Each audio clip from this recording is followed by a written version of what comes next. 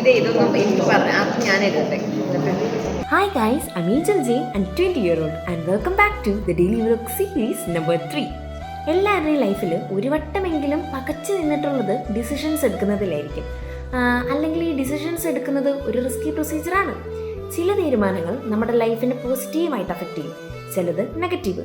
പക്ഷേ ഇതിലൊരു main point ഉണ്ട്. ഈ പോസിറ്റീവ് ആണെങ്കിലും നെഗറ്റീവ് ആണെങ്കിലും ഇത് രണ്ടും നമ്മൾ തന്നെയല്ലേ ഫേസ് ചെയ്യേണ്ടേ.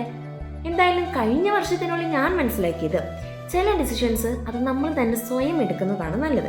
ഈ പലരോടും അഭിപ്രായങ്ങൾ ചോദിച്ചാൽ അതൊന്നുകൂടെ വഷളാവുകയുള്ളൂ.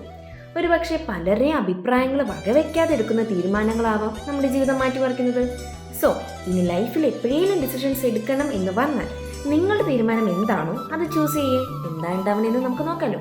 പിന്നെ ലൈഫല്ലേ, കുറച്ചൊക്കെ റിസ്ക് എടുക്കണ്ടേ, ശരിയല്ലേ? സോ അടുത്ത വീഡിയോയിൽ കാണുന്നതായിരിക്കും. Bye bye and Tata.